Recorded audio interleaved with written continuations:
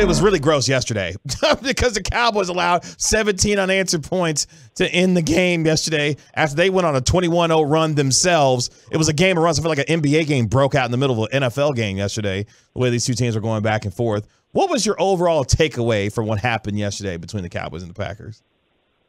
I think it was really disappointing. I really kind of let myself be emotional last week because it felt like, this was there for the Cowboys. It was every opportunity for them to kind of announce themselves and, to establish a 14-point lead, in the House of Horrors against the boogeyman himself. I mean, the script was good and written, right? We were wheeling the champagne into the locker room, and then David Freeze happened, so to speak. I'm really sorry. That's the last one, I promise. All right. But going there. I was pissed off. I mean, how do you lose that game? I mean, it was just a real lack of a killer instinct, I thought. I mean, you have to go end them. I want to see you break a team's spirit, and we haven't seen that sort of gear from this team, and to see them have an opportunity and fail to do so was frustrating because, I mean, if you can't get up for this game, for this moment, for this opportunity to kind of get revenge from Mike McCarthy, if you want to call it that, what can you get up for? What makes you all hyped and juiced and ready to rock if it isn't something like that?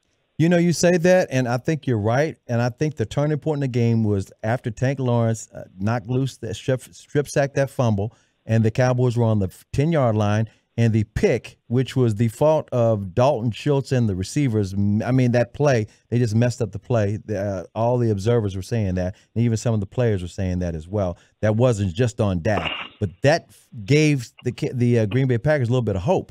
And then the second biggest play, I thought, was when Watson scored his first touchdown and did the backflip. It's like, wait a minute, he learned how to catch the ball. Believe it or not, guys, he had a grand total of 88-yard receivers before that game.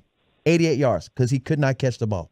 And all of a sudden, that thing ignited him. Rodgers didn't have to throw the ball very much, but the commitment to the running game by Green Bay, I have to give them their props because they stuck with the game plan. It was all just, I was at the Cowboys game at Lambeau in 2015. That was the Matt Castle I believe the game. Dez caught that ball. Right. Well, so there was that play, right? And they challenged it at the time.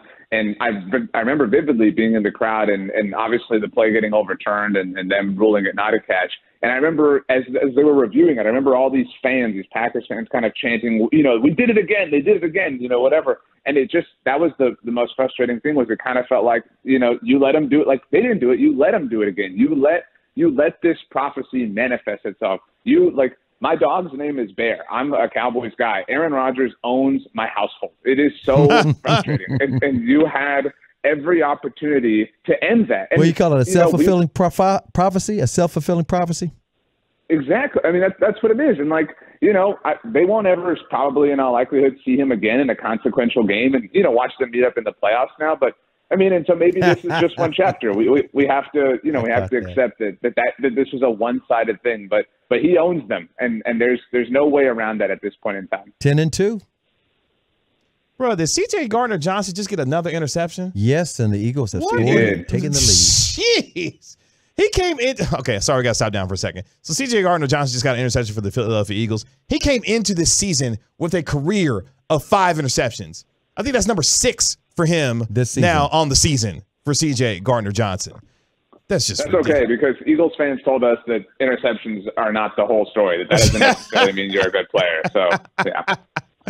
RJ Ochoa of SB Nation's Blogging the Boys joining us right here on the Get Right with Reggie KG on 105 through the Fan via the Diamond Factory hotline. What did you make of Dak Prescott's performance yesterday? You know how there's those plays where it goes to review and you kind of say out loud, you know what, that's one of those where you just can't overturn it, right? Like I could see it going either way. And I kind of feel that way. Like I can, this was contingent upon winning or losing. Had the Cowboys won, I think we all would have sat here and been like, man, he threw the 2 picks, but like he overcame the picks. That's what the narrative would have been. Yep. And 3 touchdown passes. It really was kind of a towing the line game. And, I think if I have to, rank who lost the game, who blew the game, I don't put Dak at the top of that list. But I mean, he's the quarterback, and there's a level of expectation. I mean, Cowboys got the ball back before, regulation ended, and he could have won it there. Cowboys got the ball to start overtime. And in fact, I'm pissed off, like I'm sure you guys are, that they didn't run the ball on third and I was three. just saying that. Well, I was not just third and three. The overtime, they were running the ball, even if they got some of the runs called back. Even Davis was running the ball. How do you not run the ball, Kellen Moore? And that's the thing. Like, I agree with you entirely. But to the Dak point of it all, it's like, man, he had a chance at the end of regulation. He got the ball to start overtime, and then they trusted him. They trusted him, even though we disagree with that, right? Not that we don't trust Dak, but, like, run the ball. They trusted him twice on back-to-back plays, 3rd and 3, 4th and 3. Sure, Jair Alexander interfered with CeeDee Lamb. But, I mean, it's unfair. It's stupid. It's illogical in some way, shape, or form. But it's the game. Like, you're the quarterback. You got to make it happen. And so, I mean, I had somebody ask us this on our live show last night. Like, and I'll ask you guys, when was the last time that Dak had the gotta have it drive? But like, what was the last time that it was like they gotta have it right here, right now? And I'm not saying he's incapable of delivering, but when was the last time that happened in your mind? Against a team with a winning record? You want to qualify it? Anybody. Like high pressure situation, it's gotta happen. You have to pull this off because if you don't, you lose. If you do, you win. I'm going to go back to the Falcons game, the watermelon kick game. See, like, I mean, they kick the crap out of them. Like, my answer was New England, right? Oh, like, New England, yeah.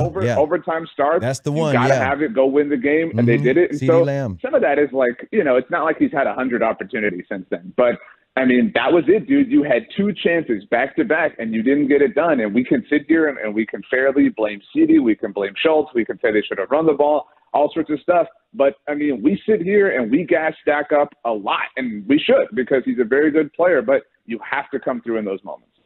And by the way, I just thought of something. Sometimes you say the quarterback needs to override the call. They rarely do it. You have to be Tom Brady or somebody. But remember late in the game, Aaron Rodgers cussed out Matt LaFleur on the sidelines because they did not run the ball. Matt LaFleur called for a pass instead of doing the smart thing, which was run the ball. And notice when in overtime, they ran the ball all the way down. They didn't actually have to even pass it anytime if they didn't want to. They could have just ran it on in for a touchdown instead of kicking the field goal on the pass. All I'm saying is sometimes you got to say to your offensive coordinator or your coach, look, is this what the best play? You got it on my shoulders, but what are we doing best today? And he's been in the league long enough. He's damn near 30. I mean, yeah, like, and I think people lead different ways, right? Like, nobody's doubting Dak. I know you're not doubting his abilities as a leader, but yeah, I mean, at what point do you take over? At what point are you saying, hey, I'm out there. This is what I'm seeing. This is what we're feeling. This is what we're vibing. This is what it has to be.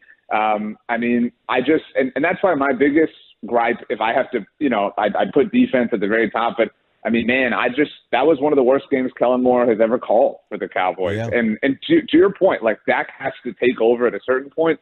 But, man, like, how are you not – I mean, I feel so stupid. Like, I'm somebody who believes in data and analytics. And so, like, I'm sitting here like, run the ball. Like, it feels so dumb. Yeah. But, I mean, they're having – this is the mid-'90s apparently with the division dominating the way it is. So I just don't know how they took the ball off the ground. I meit was right there for the taking. And you said it. I mean, even if you count the plays that were called back by penalty, their shortest run in overtime was 7 yards. Yeah. I mean, it was 3rd and 3. Run it once. You're going to go for it on 4th down. Kellen Moore?